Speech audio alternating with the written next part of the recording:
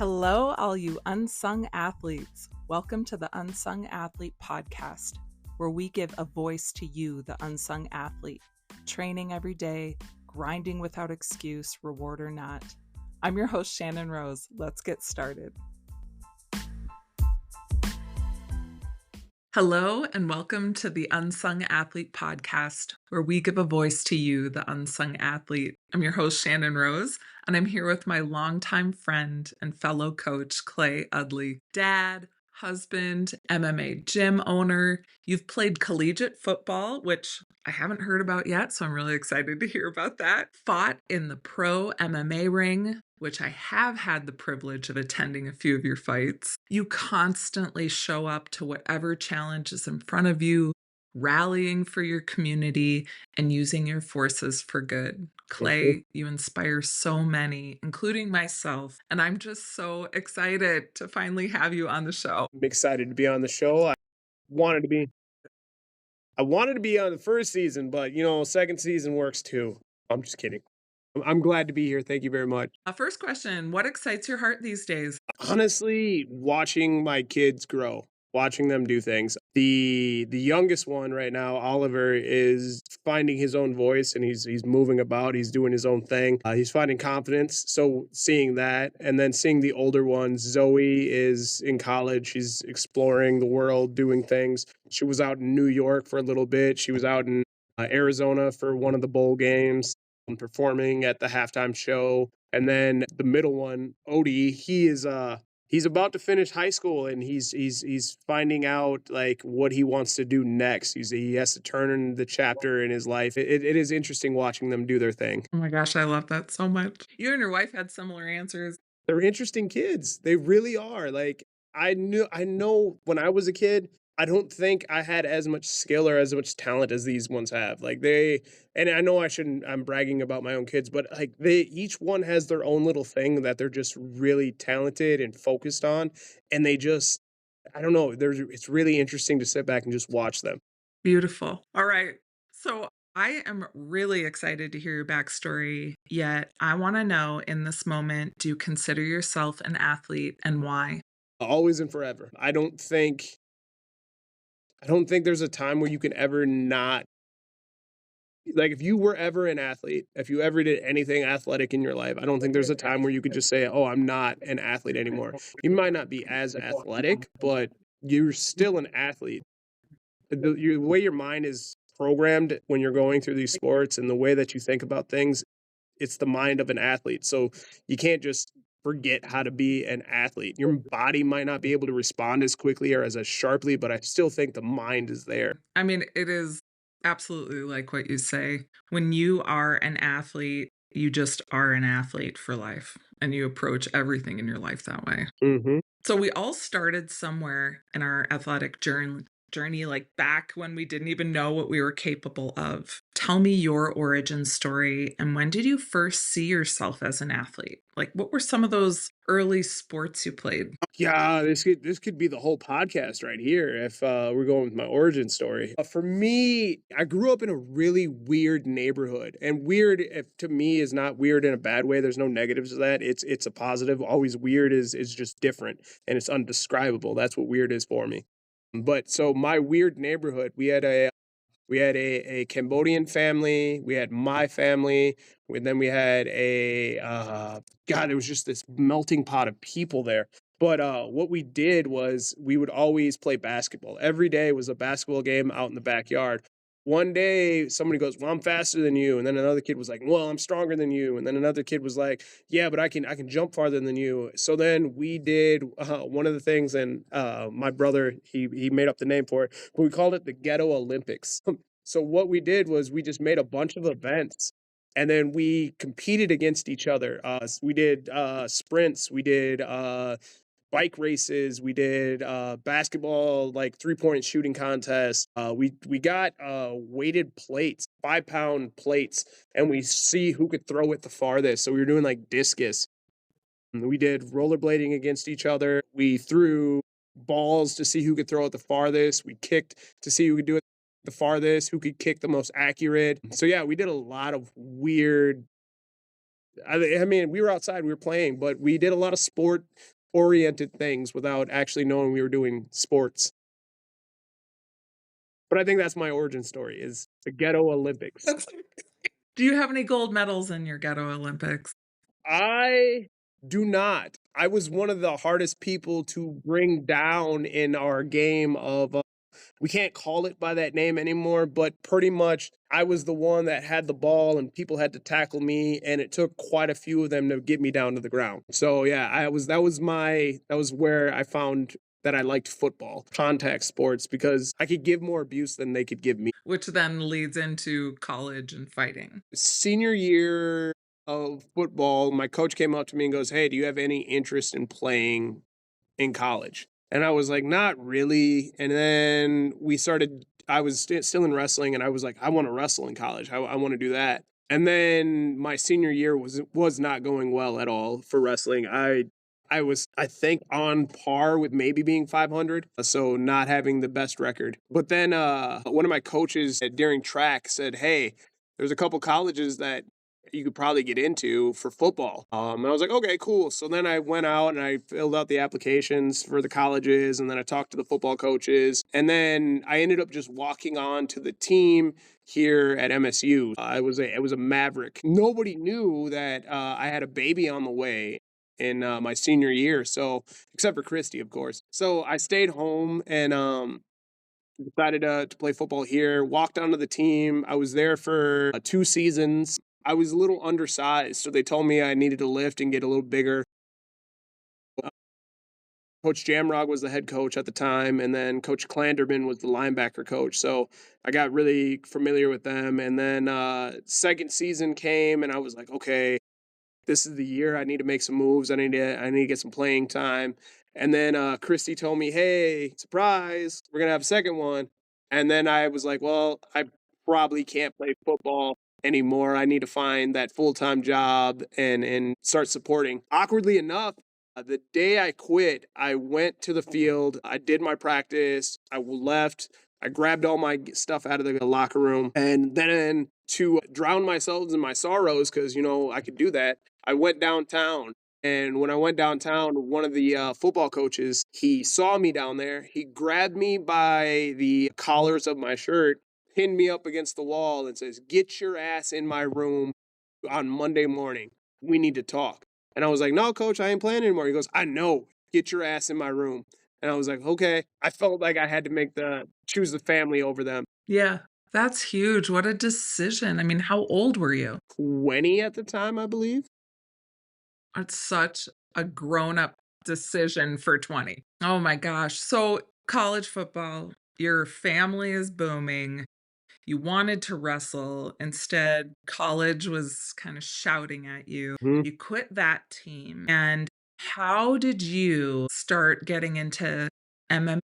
Because as we talked about, not only do you own a gym, you're also a fighter. So I want to hear that backstory. How did you start martial arts and then make that leap from training into fighting? That's an easy one. So I was just out of football, I think I want to say 6, 7 months. I was eating my feelings and drinking them. And then Dan Moret saw me at a gas station, and he goes, "Wow, man, you're looking kind of big." And I was like, "Yeah, I just got done, playing college football, their lifting program." And he goes, "No, no." And then he pats me on the belly and he goes, "You should get into the room with us." And I was like, "Man, I know you're doing that fighting stuff." Yeah. I ended up going to watch him and a couple of other guys that I used to wrestle with fight at the Cato Ballroom. And I look over at Christy and I'm like, "I want to do this." And she looked at me and she goes, "Do it." And that was all the support I needed. After that, I found out that they were meeting one of the campus rooms, Pennington Hall 104. I went in there. The first day I went in there, I met Gus. Officially, I met him. I've known him. I've seen him around. But I officially met Gus that day. And then one of my old wrestling teammates, Adam Michael, was in there. And I was like, "What are you guys doing?" And they're like, "Oh, we were going to spar, but nobody's really here." And I was like, "Okay, so we're going to spar?" And they're like, "Yeah." So they gave me some loaner gloves. They were like, "You don't have a mouthpiece, so let's go really light." I was like, "Okay, cool." So we started throwing hands at each other, throwing kicks. And then there's this window in the back side of the room, and he's leaned up against there, and he's just looking over, and then I take a quick glance at him. He goes, "You've been in a lot of street fights as a kid, huh?" And I look at him and I go, "I've been in a few."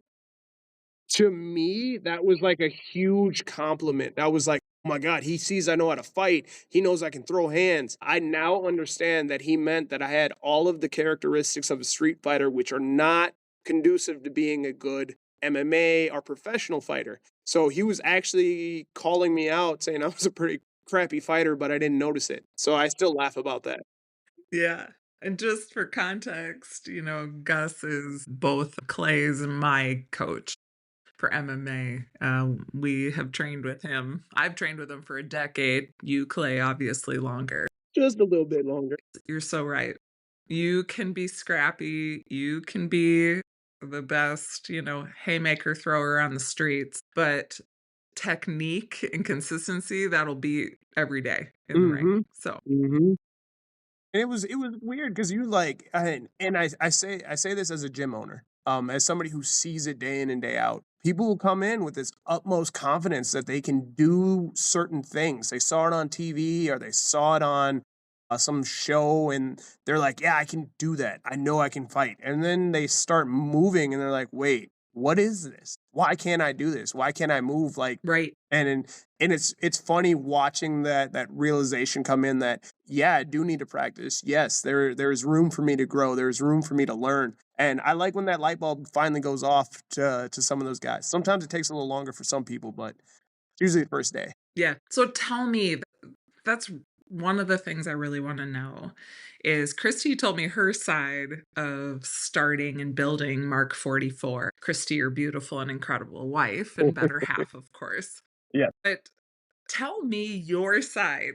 You have built this incredible gym. You have a great space and an even better culture. And it's a culture of inclusion and family and, getting better every day. Like you said, when I was down there, I could feel all of that. So tell me your journey in bringing this concept to life. And then I would love to know one or two things that just surprised you as you were going through that journey of opening up your own gym. Man, it's been a long journey after this one. Originally, the idea was that me and Dan were going to go and open up a gym together.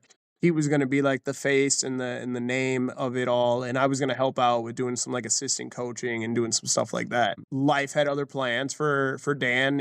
He was still focused on his career with fighting professionally. He had a few fights left on his UFC contract, and then he switched over to Bellator. So he was still very active in his fighting career. So the plan was we were going to open it up, and then he got taken to Arizona and training out there. He's building an amazing team, and he's a part of a great facility out there. So no knock to him at all. I was left here with the whole plan. The seed was in my head, and I had to do something with it. I had to make it happen.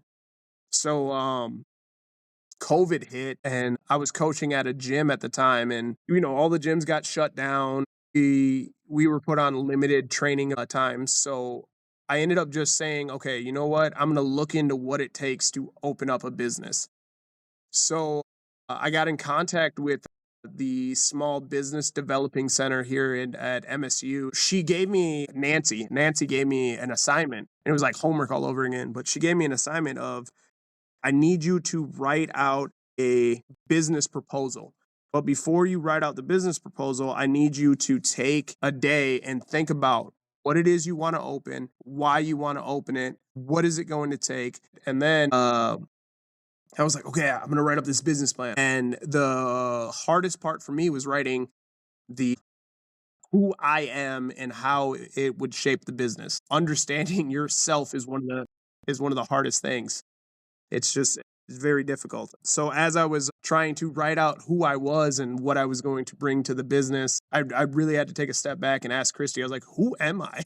What do I have to offer? And then it all started to fall into place because I was teaching private lessons in my basement. Yeah, I know we weren't supposed to be in contact with people, but some of us, we need to train not only for our health physically, but some of us, we need to do that movement just for that meditation that we get while we're doing it. So that mental health aspect of it. So I was having people come over, we were hitting pads, and then I was seeing the confidence they were getting. I was seeing the movement that they were starting to do. They were starting to do more complex things.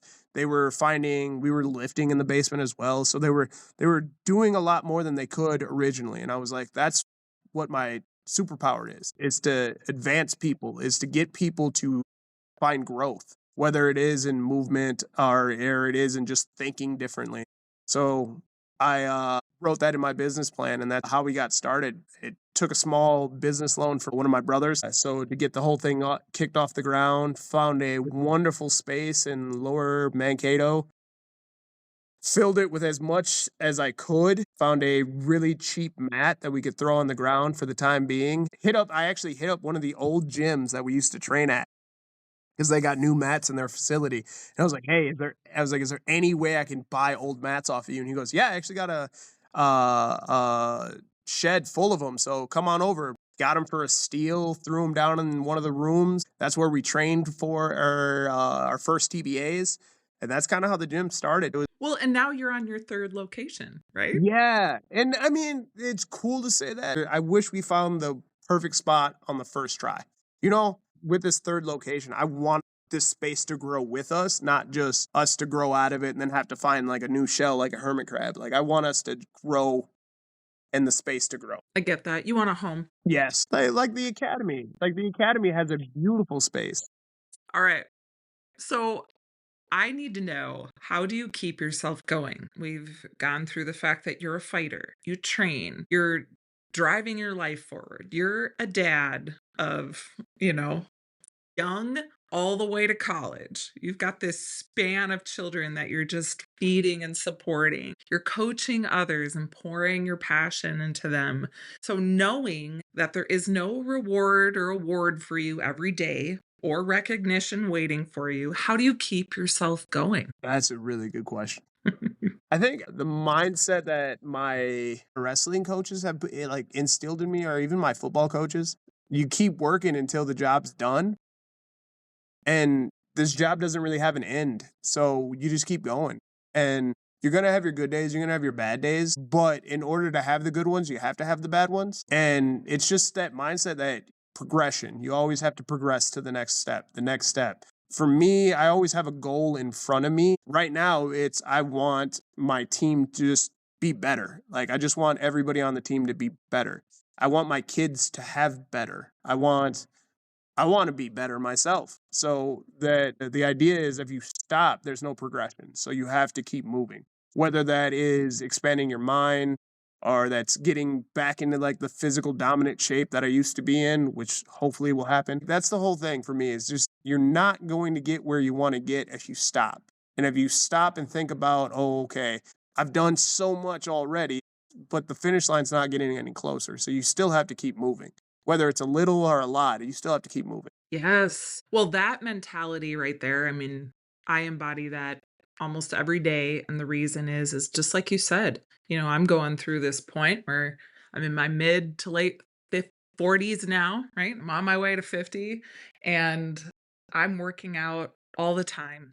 I'm dedicating myself to my craft all the time, but seems like my goals and what I want just keep getting farther and farther away. Like, will I ever achieve those? And then I keep reminding myself that achieving the goals is actually not the point. Having goals is the point, and the journey is the point.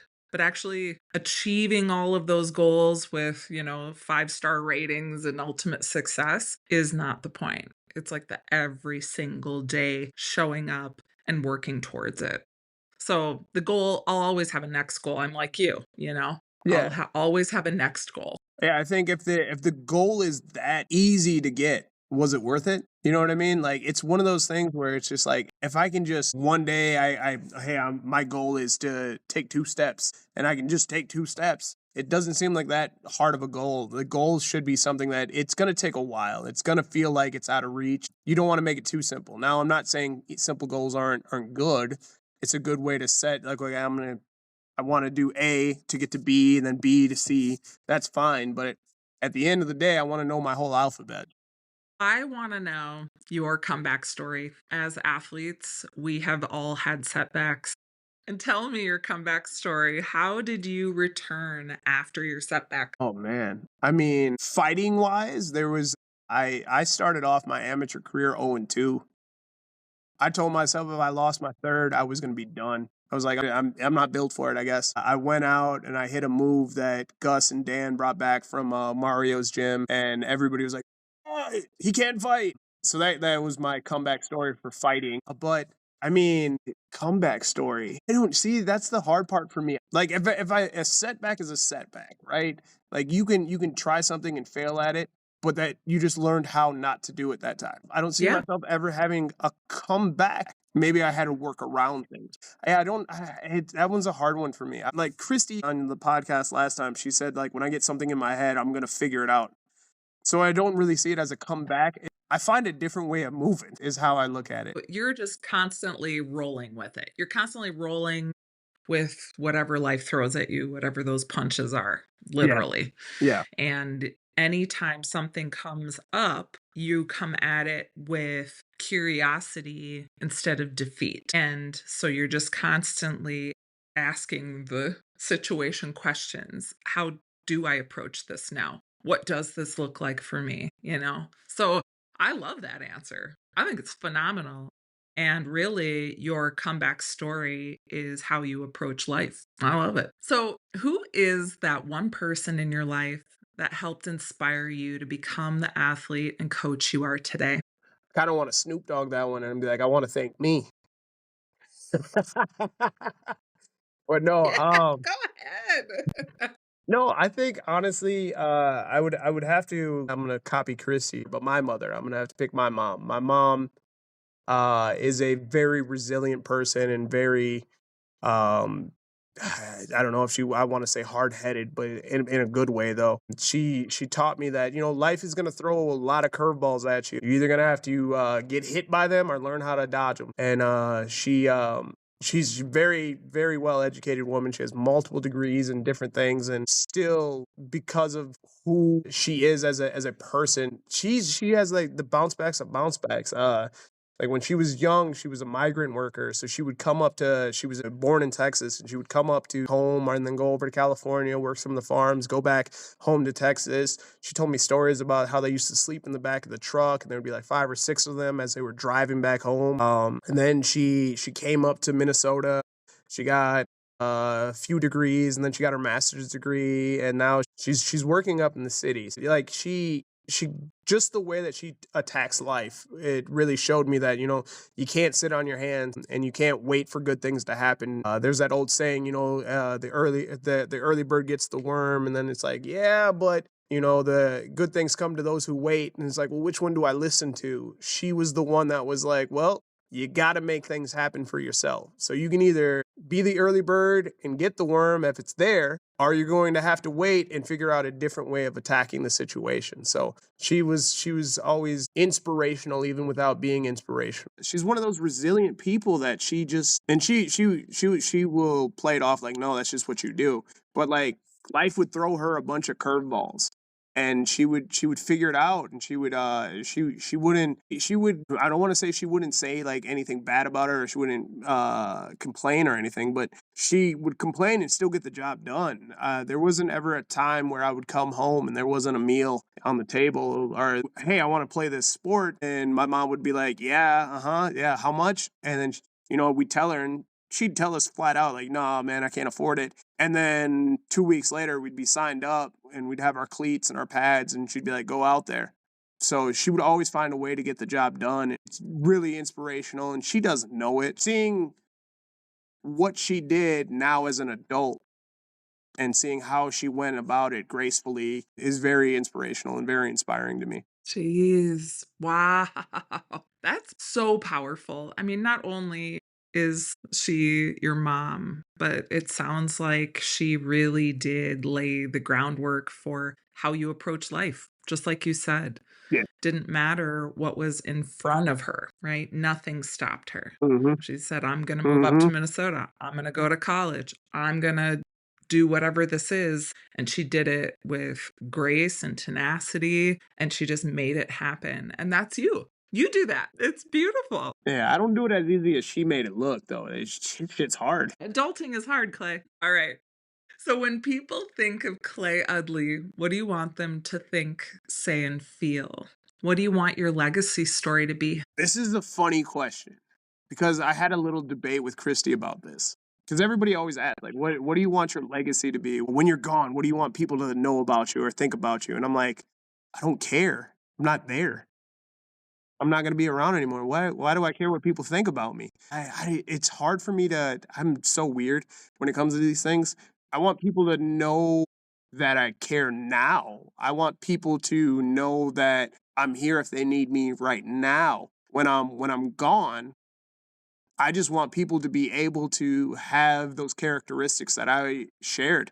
Like they better know how to throw a switch kick. They better know how to throw a cross. They better know what an armbar defense looks like. But no, I want them to be able to be kind to each other. I want them to, if there's a question that needs to be asked, I want them to ask it. I want them to feel comfortable enough that they can share information with each other and not think that somebody's going to attack them because they think differently. So Yeah. if I can get them to do that when I'm around and when they're around me, hopefully they'll be able to continue that when I'm not around. You want your legacy to live on in others' actions. That's your legacy Yes. story, is that what you taught others, how they end up living their lives well after you're gone, that you want them to carry that on in action.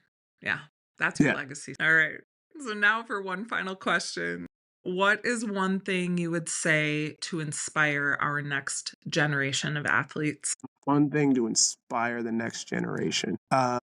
Nike said it best. Just do it. Honestly, that's sometimes the hardest thing to do. The hardest thing sometimes is just to show up and just to be there, just to try it, just to jump, just to throw the kick, just to fall on the mat. Sometimes just doing the thing that is being asked of you is the hardest thing to do. But as an athlete, you have to just trust that the coach has your back, has your best interest in heart, and just do it. And if you're scared to try a sport, that's awesome.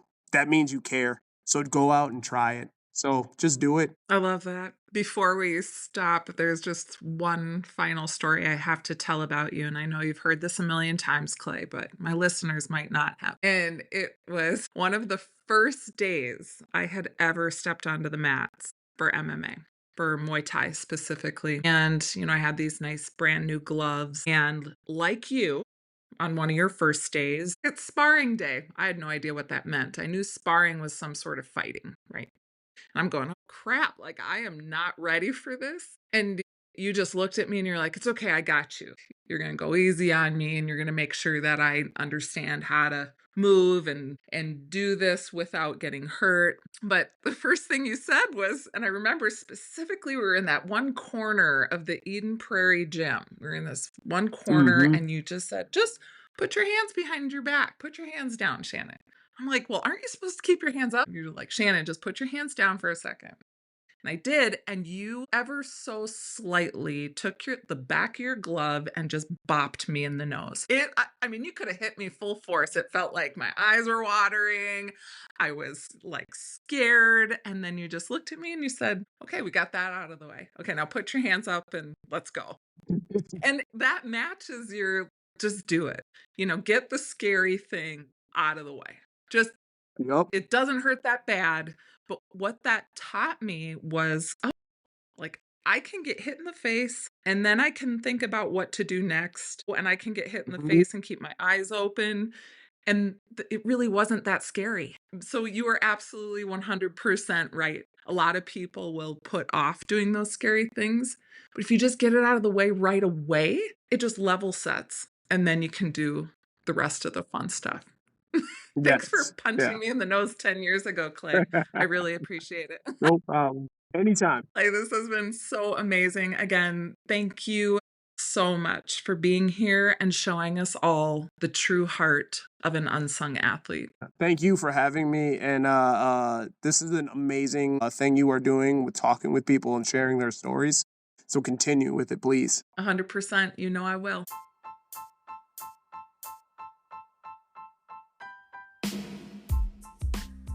Thank you for joining us on the Unsung Athlete Podcast, where we give a voice to you, the unsung athlete. I'm your host, Shannon Rose. Keep grinding without excuse.